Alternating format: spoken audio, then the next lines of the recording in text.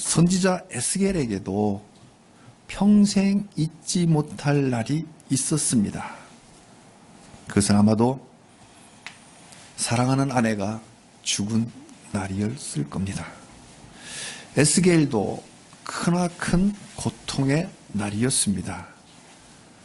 그러나 에스겔의 고통은 사랑하는 아내를 잃은 한 남편의 고통을 넘어서 사랑하는 예루살렘을 잃어버린 하나님의 고통이었습니다. 그래서 오늘 본문을 하나님의 고통이라는 제목으로 말씀을 증거할 때에 오히려 고통 속에 있는 그 하나님의 은혜의 시간이 되시기를 바랍니다. 우리는 에스겔서 24장 16절에 와서야 에스겔에게 아내가 있었음을 알게 됩니다. 에스겔에 아내가 있었구나. 그동안 한 번도 안 나왔거든요. 그래서 우리는 에스겔의 아내에 대해서 잘 알지를 못합니다. 왜? 이 16절 뿐이거든. 잘 몰라요. 어떤 여인이었는지. 그러나 그녀가 어떤 여인이었는지는 성경 앞뒤를 통해서 어느 정도 조금은 알 수가 있습니다. 아마도 그녀는 신실한 아내였을 겁니다. 왜냐면요, 레위기서를 다시 돌아가 보면 당시의 제사장의 결혼 제도가 상당히 엄격했습니다. 일반 백성들의 그 결혼보다는 상당히 엄격했어요. 제사장은 결혼할 때 과부하고 결혼 못합니다. 쫓겨난 여자와 결혼 못합니다. 창녀는 말할 것도 없고 창녀 짓을 하는 여인과도 결혼하지 못합니다. 일반 백성은 뭐 과부하고도 결혼할 수 있었지만 제사장이기 때문에 개인의 인권을 침해하는 그런 것이 아니라 그렇게 자꾸 삐딱하게 보면 한도 끝도 없어요. 제사장이기 때문에 거룩한 제사를 통해서 하나님과 이 사람 사이의 관계를 엮어주는 이 거룩한 임무 때문에 그 직분 때문에 일반 백성들보다는 결혼이 엄격했어요. 그 자녀들 다 거룩한 그 백성들이 되게 하기 위해서 그랬기 때문에 제사장으로 훈련받은 그 가문에서 태어난 에스겔의 아내 역시 그 제사장의 그 자격에 걸맞는 그런 경건한 여인이었을 걸로 충분히 추정할 수 있습니다. 또 한 가지는 에스겔의 아내는 분명 젊었습니다. 당시 에스겔의 나이가 34살입니다. 25세 바벨론에 잡혀와서 30살 생일날 하나님의 부르심을 받았죠. 그 뒤로 벌써 이제 4년이 흐른 겁니다. 에스겔서 1장 시작해서 24년 4년이 흘러서 34살이었어요. 그러니까 뭐 과부와 결혼했다면 연상의 여인도 될 수 있겠지만 다 하고 백성 중에 처녀하고만, 그러니까 외국 여자하고도 결혼 못했던 거예요. 따라서 34살인 걸로 봐서는 아마도 아직은 20대였을 가능성이 상당히 높습니다. 많아야 31살, 아마 29 정도. 그래서 아직 20대로 추정이 되죠. 그러니까 매우 젊은 아내였습니다. 그런데요, 더 중요한 것은, 가장 중요한 것은 그녀가 에스겔의 눈에 매우 사랑스러운 아내였다는 거예요. 오늘 본문 16절에 인자야, 내가 하나님 줘, 네 눈에, 네가 누구야? 에스겔이 줘. 에스겔 너 눈에 기뻐하는 거. 원어로는 마흐마드. 그러니까 흐마드가 즐거워한다, 갈망한다, 바란다, 사랑스럽다, 귀중하다, 소중하다 이런 뜻이에요. 그러니까 네 눈에 기뻐하는 것은 네 눈에 소중한 거, 네 눈에 사랑스러운 거, 가장 귀한 거. 우리 아가서 보면 아가서의 그 신부에 대한 신랑의 고백이잖아요. 그 부부간의 그 사랑의 고백이 아가서입니다. 그 아가서 5장 16절에 이러죠. 이는 내 사랑하는 자요. 입은 심이 달콤하니 그 전체가 앞에 쭉 보면요. 코, 입, 뺨, 머리, 손도 다리도 전체가 다 사랑스럽구나. 이런 고백이 나옵니다. 다.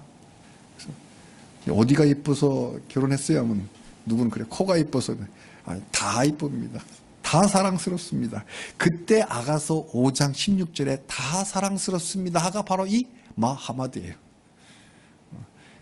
에스겔서는 기뻐하는 이라고 우리 번역되어 있지만 아가서에 사랑스럽다고 하기 다 동일한 같은 단어 마하마드예요. 그러니까 에스겔의 눈에 기뻐하는 것이란 이 말은 네 눈에 사랑스러운 외로운 선지자 에스겔에게 있어 아내는 아가서의 신부만큼이나 사랑스럽고 소중하고 귀한 존재였습니다. 우리는 에스겔의 판토마임을 기억합니다.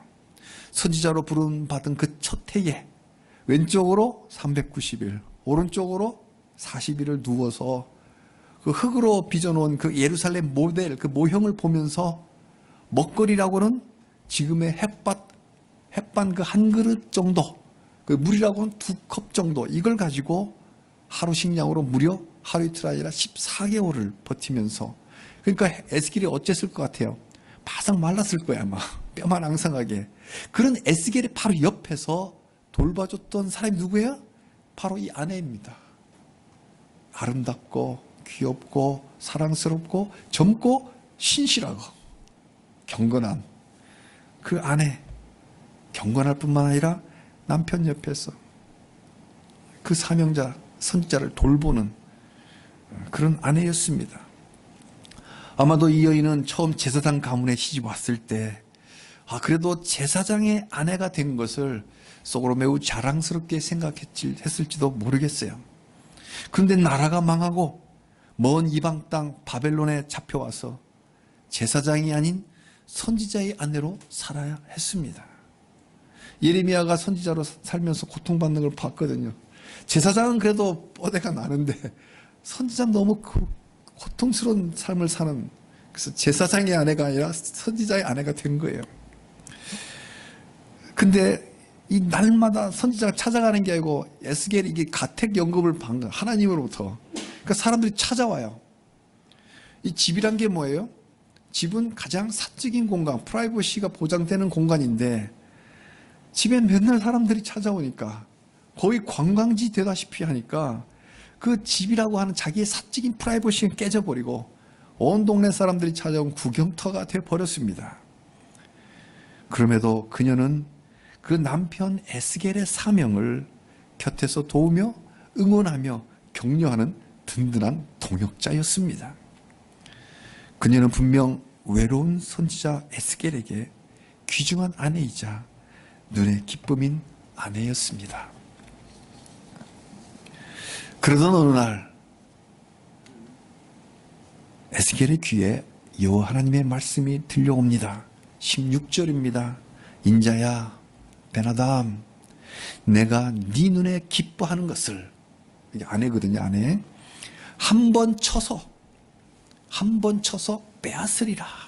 이게 청천벽력 같은 말씀이 들리는 거예요. 한 번 쳐서 빼앗겠다는 거예요. 자, 하나님이 치면 어떻게 될까요? 하나님 치면 어떻게 돼요? 죽습니다. 죽어요. 근데 치면 죽는데 한 번 친다는 거예요. 한 번 친다는 게 뭐예요? 3번, 4번 때리면 다음 또 날라오겠는데 준비라도 하지. 한 번 쳐서 죽으면 마음의 준비할 시간이 없는 거예요. 이거는 급사를 말합니다.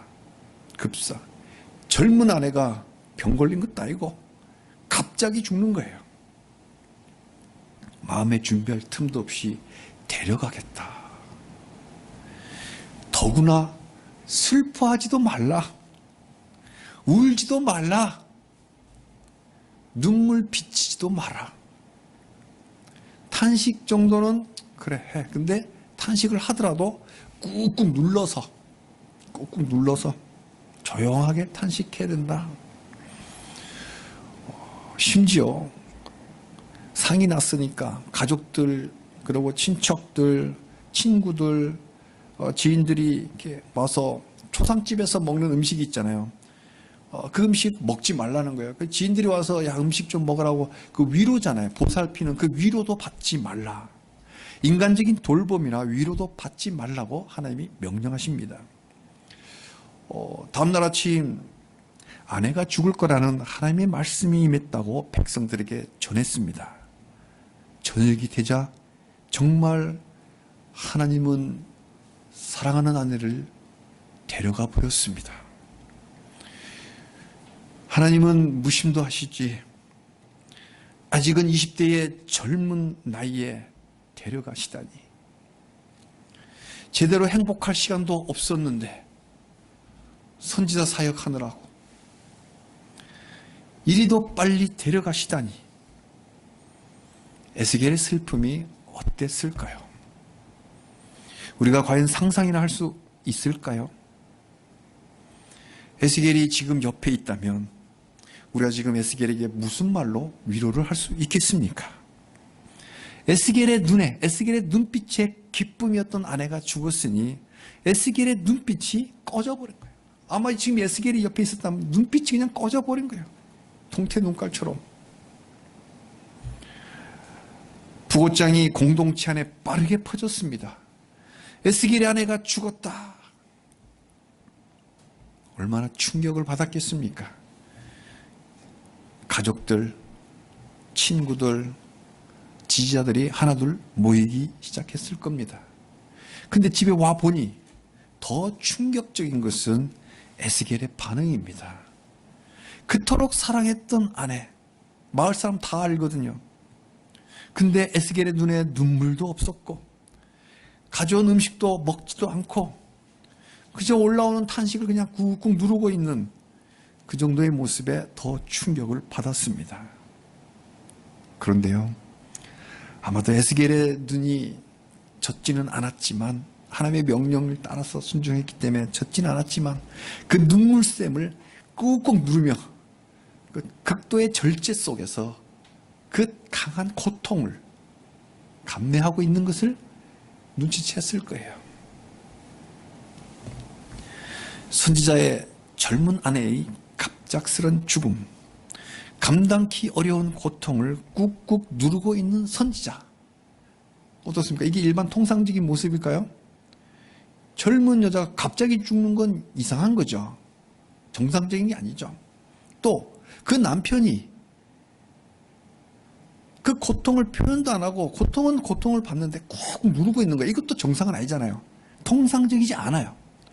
마을 사람들은 이거 일반적인 상황이 아니구나. 여기에 분명 하나님의 메시지가 있는 것 같다. 눈치를 챘어요.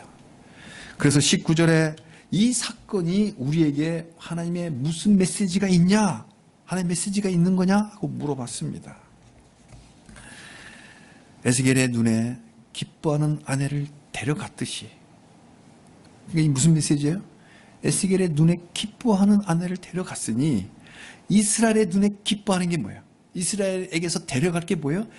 그들의 눈에 가장 기뻐하는 것을 데려가겠다. 그들의 눈에 가장 기뻐하는 게 뭘까요? 아까 우리 역사서 계속 좀 보자는 그런 관점에서 선지서의 관점으로 역사서를 보면 더 잘 보입니다.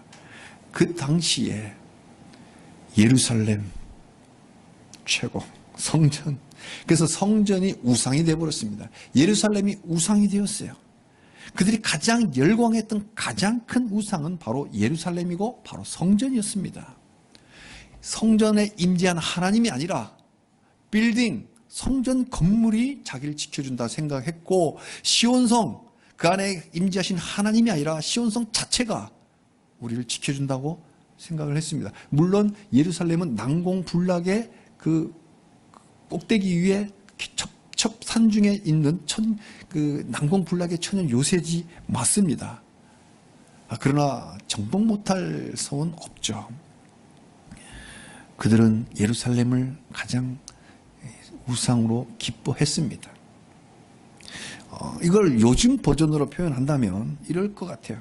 지금 때가 어느 때인데, 광고에도 나오더라고요. 지금 시대가 어느 시대인데, 이런 말을 하는 사람들이 주변에 도로도로 있습니다. 과연 지금 때가 어느 때일까요? 그리고 그 당시 때가 어느 때일까요? 이런 생각들을 하고 말을 했습니다. 이스라엘 사람들이 바벨론이 아무리 위협해도 우리 예루살렘은 절대로 망하지 않아. 성전이 있기 때문에 절대 망하지 않아. 절대 평화의 때야. 때가 어느 때인데 자꾸 평화의 때야. 그들은 자기의 때를 황금기라고 생각했지만 하나님은 그 때를 암흑기라고 평가하십니다. 불이 코앞에 와 있는데도 평화 타령을 하면서 되려 하나님을 조롱했습니다. 그래서 하나님은 그들의 그 프라이드, 예루살렘을 데려갔습니다. 그들의 우상, 빌딩, 건물인 성전을 데려가 버렸습니다. 또 뭘까요? 에스겔의 아내가 한창 젊은 나이에 갑자기 죽었듯이 그 황금기 예루살렘이 갑자기 불바다로 파괴될 것입니다. 에스겔이 아내의 죽음에 그 슬픔조차 표현하지 못하고 남몰래 탄식했듯이 이스라엘이 망하고 나서 그 남은 백성들은 그냥 꺼이꺼이 울지도 못하고 표현도 못하고 그냥 그 슬픔에 압도당해서 멍하니 있을 수밖에 없는 상황이 될 겁니다. 이걸 미리 에스겔을 통해서 보여준 거예요. 그때가 돼야 하나님이 살아계신 주 여호와임을 알게 될 것입니다. 그러니까 에스겔 아내의 죽음이 주는 하나님의 메시지는 이렇습니다. 너희가 젊은 아내를 잃은 에스겔의 슬픔을 알겠냐? 그 심정 알겠니? 자, 봐라. 내 사랑하는 예루살렘을 잃어버린 내 여호와의 심정을 알겠냐? 이게 바로 하나님의 메시지입니다. 에스겔 아내의 죽음은 하나님의 마지막 경고입니다. 마지막 경고. 지금이야 병원 장례식장이 있지만 지금도 이렇게 촌에 가면 시신을 방 안에 두고 병풍을 치잖아요. 지금 방 안에 누워있는 에스겔 아내의 시신이 있어요. 그 죽음을 보고도 아직도 회개하지 않느냐. 이게 포로로 지금 잡혀와 있는 그 얼마 되지 않은 남은 자들에게 주는 하나님의 마지막 회개 메시지입니다. 마지막. 사랑하는 성도님들, 2600년 전 젊은 아내의 갑작스런 죽음이라는 그 에스겔의 고통을 보며 우리가 이 사건을 어떻게 이해해야 할까요? 그리고 우리 일상을 우리가 어떻게 살아가야 할까요? 아무리 생각해 봐도, 저는 이 말씀을 아무리 생각해 봐도 젊은 아내가 갑작스런 죽음은 너무나 잔인하고 너무나 가혹합니다. 너무나 고통스럽습니다.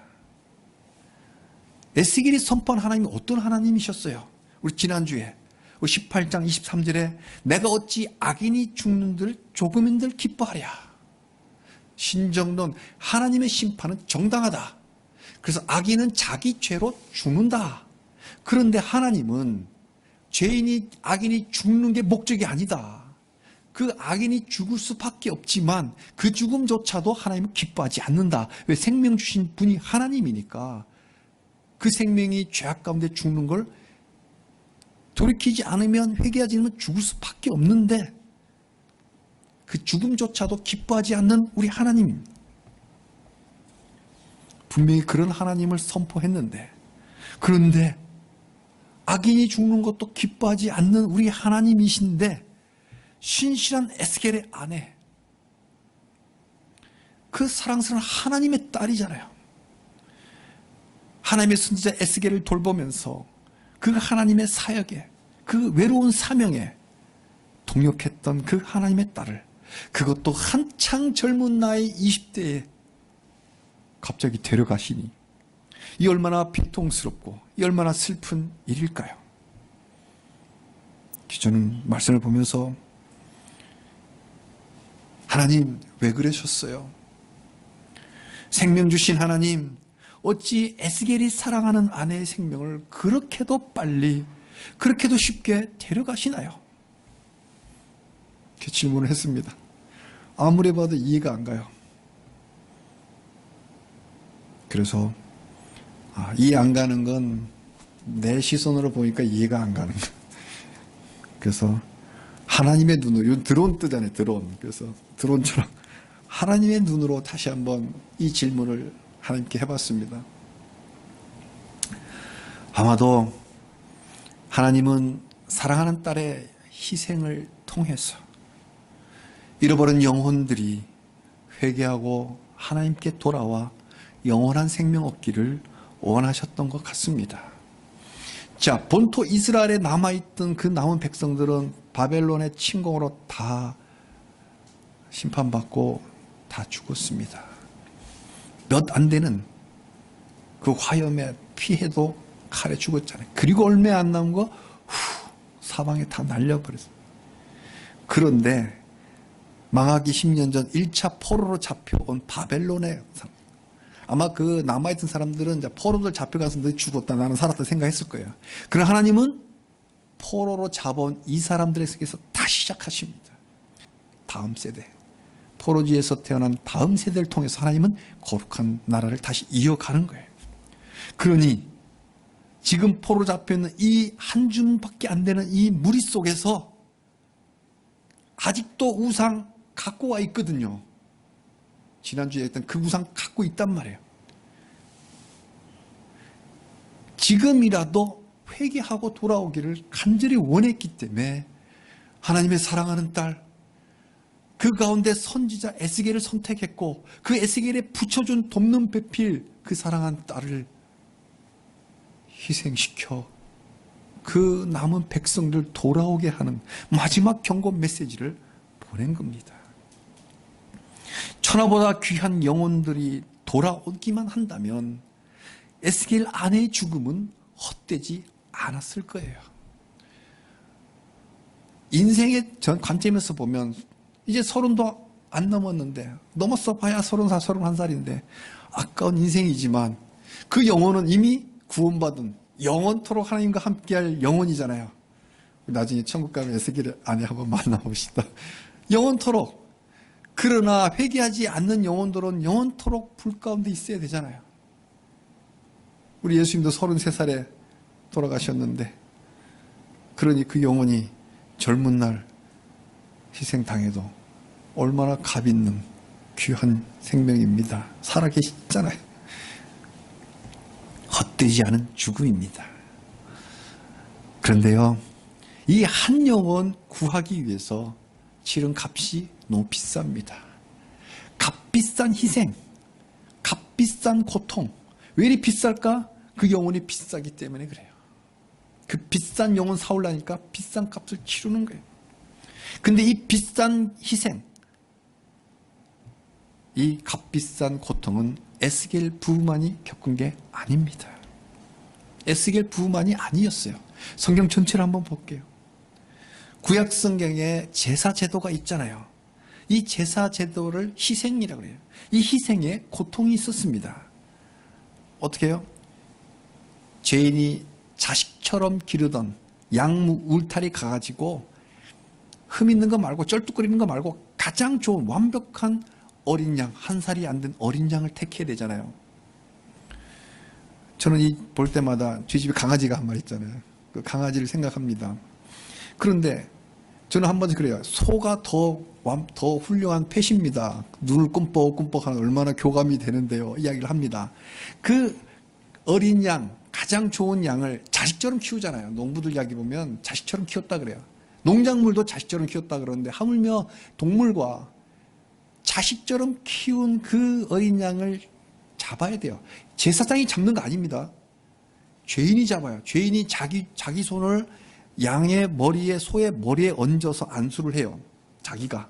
그럼 내 죄가 양에게 전가되고 그 양을 자기가 잡아요. 그걸 제사장 주면 제사장은 피만 뿌려요. 각을 뜨고 죽은 걸 각을 뜨고 이런 역할을 제사장이 잡는 건 죄인이 하는 거예요. 그러니까 이걸 좀 묵상을 해보자고요.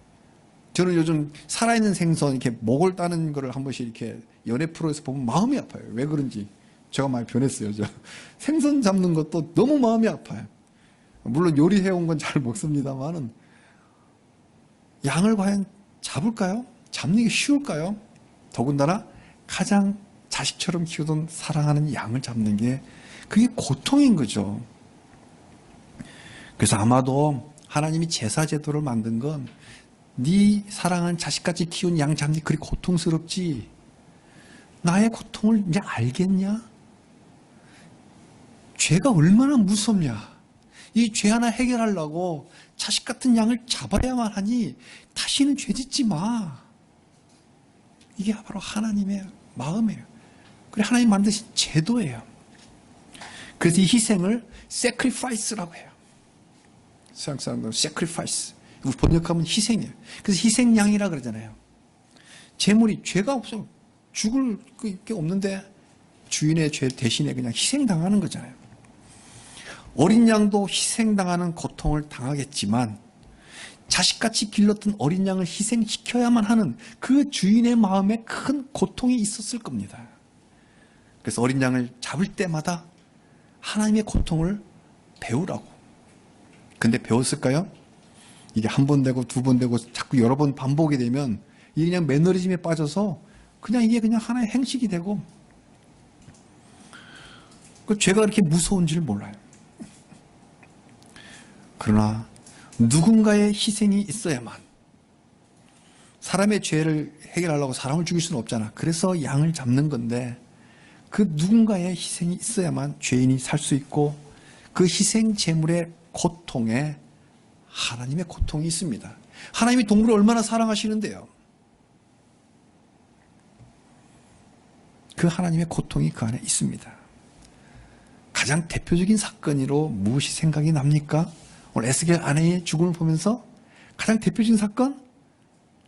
아브라함의 이삭 바치는 그 번제물로 바치라고 했던 그 창세기 22장의 사건입니다. 100세에 얻은 독자니까 주변에 50 넘어서 얻은 늦둥이를 한 번씩 이야기를 듣잖아요. 그렇게 귀여운가 봐요. 늦둥이가. 근데 아브라함이 100살 때 얻었으니 얼마나 귀하겠어요. 그것도 딸랑 하나 독자. 그 이삭을 잡으라고 느닷없이 하나님 말씀합니다. 그래서 아끼지 않고 실제로 꿈속이 아니라 실제로 칼을 들었습니다. 신유만 내는 게 아니라 그 sacrifice 희생 제물로 잡으려고 했기 때문에 하나님께서 인정하셨어요. 스톱. 그래서 순양을 준비하신 걸로 제물 바치게 하고 아들을 잡으려고 한 게 아니고 하나님 테스트였거든. 테스트. 근데 아브라함은 그게 테스트인지 모르잖아. 실제 상황이니까. 그래서 그 sacrifice를 잡는 아브라함의 고통이 없었겠어요. 거기에 왜 하나님의 고통이 없었겠습니까? 사랑하는 사람의 죽음이라는 이 고통은 에스겔만이 아니라 아브라함만이 아니라 하나님이 이 고통을 스스로 받으셨습니다. 하나님이 세상을 이처럼 사랑하사 독생자를 주셨으니 나 하나 살리려고 하나님은 독생자를 아낌없이 어린 양 희생 제물로 주셨습니다. 우리 패션이라는 영화 볼 때 그 영화에 그 표현이 잘 돼 있잖아요. 십자가는 예수님이 지셨지만 그때 성부 하나님도 함께 십자가를 지시는 거예요. 애써 외면하시잖아요. 천군 천사가 12군다도 더 많은데 그거 바로 못 구하겠어요. 그러나 하나님은 스스로 십자가에 달리신 거예요. 우리 하나님 그 눈물 한 방 뚝 떨어지는 장면이 기억나십니까? 그 하나님의 고통이 그 안에 있는 거예요. 예수 그리스도의 십자가 희생은 너무나 가혹하지만 우리를 살리기 위해서 하나님은 스스로 십자가에 달리시는 고통을 스스로 받으셨습니다.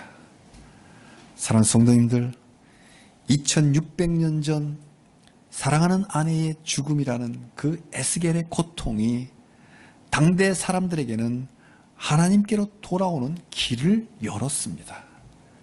2000년 전 사랑하시는 독생자 주 예수님의 십자가 희생에 하나님이 고통이 달려있는 이 하나님의 고통에 믿는 자에게 영생을 주는 구원의 길이 열렸습니다. 우리는 어떤 희생, 어떤 고통에 참여하고 있습니까? 아브라함도 에스겔도 겪었다면 우리에게도 희생이 고통을 요구하고 계실지 모르겠습니다. 하나님은 우리의 일상 속에서 소소한 것들, 그 소소한 것 속에 우리 하나님의 고통으로 우리를 초대하고 계십니다. 저는 지난 주간에 어떤 사람과 이야기할 기회가 있었는데 며칠 함께 할 수 있는 기회가 있었고 그래서 식사 때 제가 감사기도 하는 걸 보면서 뭐 교회 다니시냐, 카톨릭이냐, 이렇게 하면서 이야기를 하는데 갑자기 교회를 막 비난하는 거예요. 그래서 왜 그러냐고 물어봤더니 안티 기독교이냐. 그래서 그럼 그렇지 왜 그렇게 비난하냐고 그렇게 물어보니까 그 대답이 참 놀라웠습니다. 자기 모태 신앙이었다는 거예요. 그리고 세례도 받았다는 거예요. 근데 교회에서 돈 문제로 막 서로 싸우는 걸 보면서 그때 교회에 등을 지게 되었다고 이야기를 합니다. 그 이야기를 듣는 순간 저는 하나님의 고통이 느껴졌습니다. 그분이 환갑이 넘었어요. 환갑이 58년생이니까 63인가요? 근데 다른 이야기 하다 보니까 부모님 다 돌아가셨대요. 그 하나님의 고통을 느꼈을 뿐만 아니라 그 부모님의 고통까지 제가 느꼈어요. 그 부모님이 소천할 때 그 자기 아들이 돌아오는 회심한 그 광경을 못 봤잖아요. 모태신앙에 세례도 받았는데 그 부모님이 내 아들, 교회를 떠난 내 아들이 언제 돌아오나 언제 돌아오는데 소천할 그날까지 아들이 돌아오지 않았어요. 보지 못하고 소천할 때 그 부모의 고통을 제가 느꼈습니다.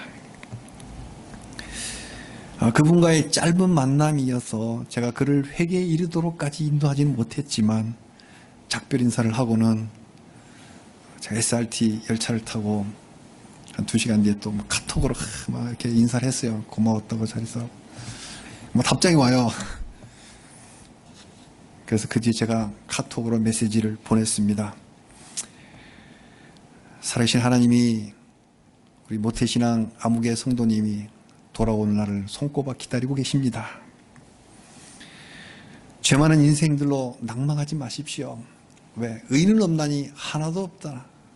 의인이 하나도 없습니다. 그러니까 그 죄인들 보고 낭망하지 마시고 살아계신 하나님께 돌아오십시오. 제가 그렇게 기도하겠습니다.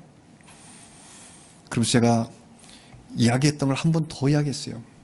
자, 목욕물이 더럽다고 욕조 안에 있는 아기까지 버릴 수는 없잖아요. 아기를 욕조에 씻기면 그 욕조 물이 더러워지잖아요. 그럼 물을 갈아야 돼. 물을 버리고 새 물을 받아야 되는데 물 버린답시고 개혁을 한답시고 아기까지 버릴 수는 없잖아요. 종교가 타락하면 종교 개혁을 하죠. 지금도 리폼을 계속 합니다. 우리 개혁이 완성된 교회가 아니고 개혁하는 교회예요. 그러나 개혁한답시고 그 안에 이 교회의 머리 대신 예수님을 버릴 수는 없잖아요. 그래서 짧게 욕조 안에 있는 아기까지 버릴 수는 없잖아요. 그 에스겔의 파수꾼 심정으로 그분께 호소했습니다. 그대로 답장이 안 오더라고요. 답장은 없었지만 씨를 뿌린 거예요. 편지를 준 거예요. 때가 되면 그도 여호와 하나님이 참 하나님이심을 알게 될 날을 중보기도 했습니다. 오늘 에스겔서 24장 맨 마지막 절이 뭐냐? 그때가 되면 내가 여호와인 줄 알리라. 사랑하는 성도님들, 우리에게도 에스겔의 고통이 온다면, 그리고 그 고통에 하나님이 고통이 있다는 걸 분별이 된다면 에스겔처럼 탄식을 꾹꾹 누르면서 그 고통을 그리스도의 남은 고난에 참여하는 이 영광으로 알고 기쁘게 감당하시기를 바랍니다. 일상 속 작은 것 하나에 그 에스겔 아내의 희생을 생각하면서, 그리고 세상에 회개할 기회를 주면서 길이길이 참으시는 그 하나님의 고통을 기억하면서 우리 남은 여생을 하나님의 사랑으로 살아가시기를 주님의 이름으로 축복합니다.